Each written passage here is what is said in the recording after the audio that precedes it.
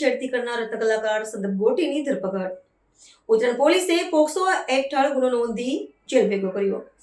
સુરતના ઉત્તરાયણ વિસ્તારમાં એક શરમજનક ઘટના સામે આવી છે, જેમાં શાળાએથી ઘરે પરત ફરી રહેલી 16 વર્ષની સગીરાની છેડતી કરવામાં આવી હતી.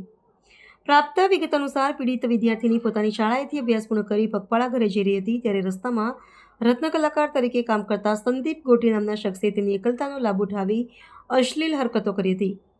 આ ઘટનાથી ભયભીત થયેલી સગીરાએ ઘરે પહોંચી તાત્કાલિક પરિવારને આપવીતી જણાવી હતી. દીકરી સાથે બનેલી આ ઘટનાની ગંભીરતા સમજી તેની માતાએ તુરત જ ઉત્તરાયણ પોલીસ સ્ટેશનમાં ફરિયાદ નોંધાવી હતી.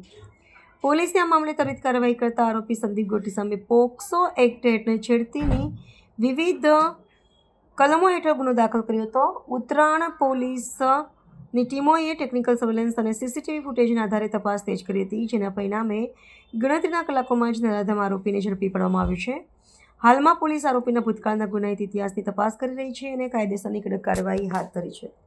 ઉત્તરાયણ પોલીસ સ્ટેશન વિસ્તારમાં વેલંજા વિસ્તારમાં તારીખ 5 માર્ચ 2026ના રોજ બપોરના સમયે સ્કૂલેથી પાછી ફરતી એક વિદ્યાર્થીની સાથે અજાણ્યા મોટરસાયકલ ચાલક દ્વારા છેડતી થયેલ હોવાની ઘટનાની પોલીસ સ્ટેશન ખાતે જાણ કરવામાં આવી. ઘટનાની જાણ થતાં જ એફઆઈઆર દાખલ કરી આરોપીની ઓળખ અને તેની શોધખોળ માટે પોલીસની ટીમો કામે લાગી છે.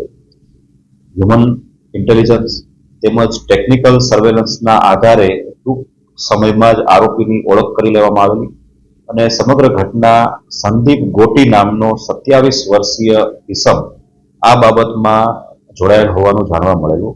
તેની ધરપકડ કરી પૂછપરછ કરતા સમગ્ર બાબત તેના દ્વારા કરેલ હોવાની તેના દ્વારા જણાવવામાં આવેલી.